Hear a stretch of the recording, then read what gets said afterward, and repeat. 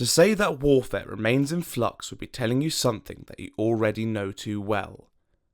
But over the past few years, it has continued to change in a way that may surprise some of you.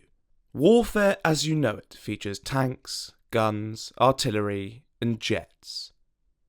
But it appears possible that some of these features may soon retire from the battlefield, and will spend their time as museum artifacts, such as the life of a tank.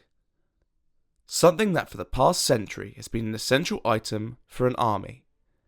But some device, some small, cheap piece of technology has proven itself to have changed the meta of war forever. This is none other than the drone. Something that's associated with photographers and hobbyists. Who would believe 20 years ago that they would be such an essential part of warfare? Log in and charge up, as I'm going to take you on a mission to discover the impact drones have had in the war in Ukraine.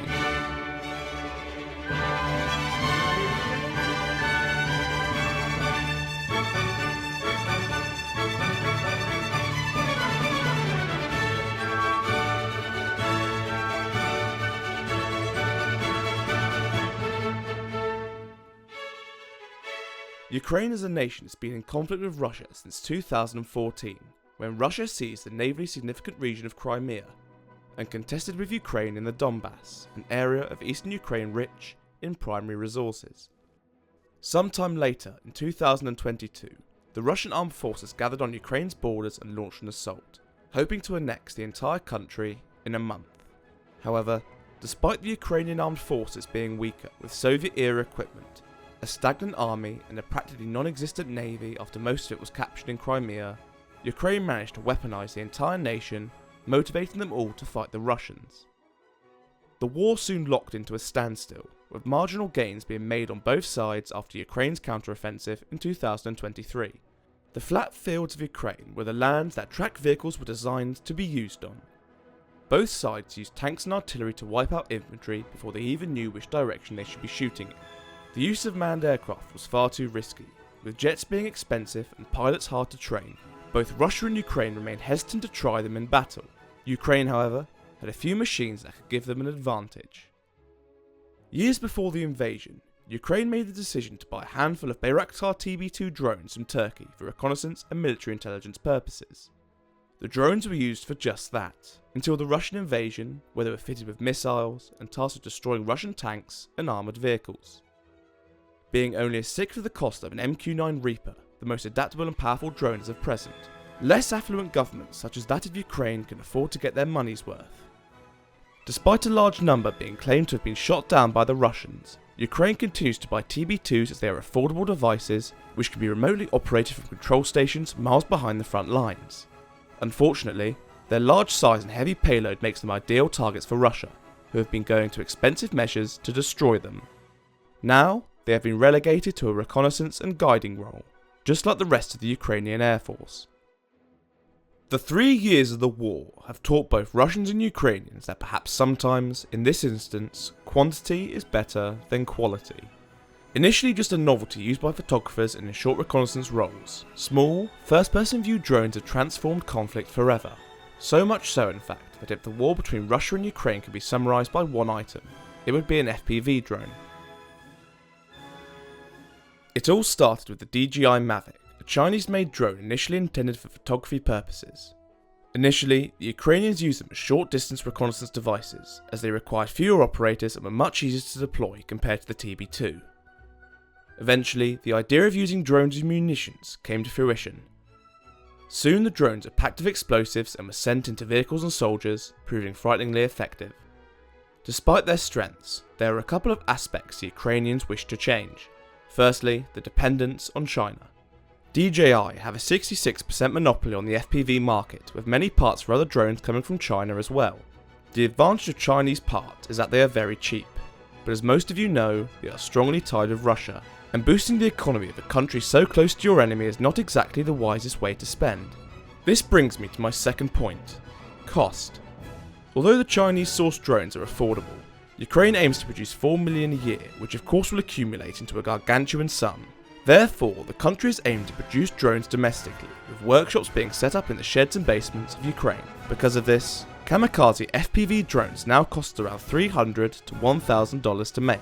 A key example is the Ukrainian company Wild Hornets, who are able to cheaply manufacture swarms of drones for the military to use. But it isn't just the Ukrainians that use drones. The Russians do as well. In a war of attrition, like the one in Ukraine, important infrastructure must be destroyed to weaken the opponent. But Ukrainian air defences prevent the Russians from fully utilising their air force, so other methods must be used. Due to sanctions, Russia doesn't have many options on who they should buy equipment from. However, there is one country that is more than happy to sell arms to Russia. Introducing the Iranian-made Shahed 136, a low-cost kamikaze drone that is reported to have been widely used by the Russians. They are simple to use and easily deployable, with their launch frame being able to be concealed and deployed from the back of an ordinary truck. Despite their sluggish speed, the Shahed 136 is used in large numbers, overwhelming Ukrainian air defences. Their 50kg payload explodes on impact, shattering almost everything it touches. Not only this, but their motorbike-like sound instills fear into the Ukrainian civilians, similar to the fright caused by the V1 in the Second World War. Despite the TB2 seeing a reduction of use, large unmanned vehicles have not completely disappeared from the battlefield. In fact, Ukrainians are making the most of what they have and are reported to have been converting small propeller planes into remote control explosives. One account reports of Ukraine packing an Aeropract A-22 with explosives, sending it airborne and crashing it into a Russian oil refinery. There have been other reports too, of the converted airplanes being sent into places as far away from the front line as Chechnya. The thought of converted hobby planes being used as loitering munitions is a trademark of Ukrainian ingenuity. Due to Allied suppliers limiting the places they can use their cruise missiles, it's no wonder why they are using the most bizarre tactics to fulfill their objectives. But there is something that's even more bizarre in Ukraine's seemingly endless arsenal of drones. Since 2014, the Ukrainian Navy has only been a navy by name. Having lost most of their fleet in Crimea, Ukraine struggles to control the Black Sea, which Russia dominates, who can spare an entire fleet for the area. Whilst the war goes on, the possibility of Ukraine building a conventional fleet is near impossible, as any project laid down a dockyard will be swiftly destroyed by Russian missiles. Ukraine's best bet was to build a fleet of small, affordable maritime drones which could substitute that of a surface fleet. These consist of reconnaissance, used as missile launch platforms, and kamikaze munitions. A widely used model is the Magura V5. The Magura V5 proved itself on the 1st of February 2024 when they were used to sink the Ivanovets, a Russian corvette that was deployed in the Black Sea. V5s have also surprisingly countered Russian air superiority in the area. Engineers managed to equip the V5s with Soviet-era R-73 missiles, one of which was able to down an Mi-8 helicopter, weakening Russian ability to attack coastal cities such as Odessa. Desperation and the lack of conventional equipment has made both sides of the conflict resort to creating horrific inventions to destroy their opponents. As you know, FPV drones have been consistently used as reconnaissance vehicles and as explosives, but they are also used to destroy any cover that the enemy can hide behind. These Dragon drones, as they are called, drop thermite to targets below, which melt anything it touches. There have been reports of the drones burning forests where Russians have entrenched in, and have been reported to have eaten through Russian tank armour. As the Ukrainian war continues, drones will continue to be adapted and used to each side's advantage. 3 years ago, drones were nothing more than toys for photographers and hobbyists, and now they are what looks like to be the future of modern warfare as we know it.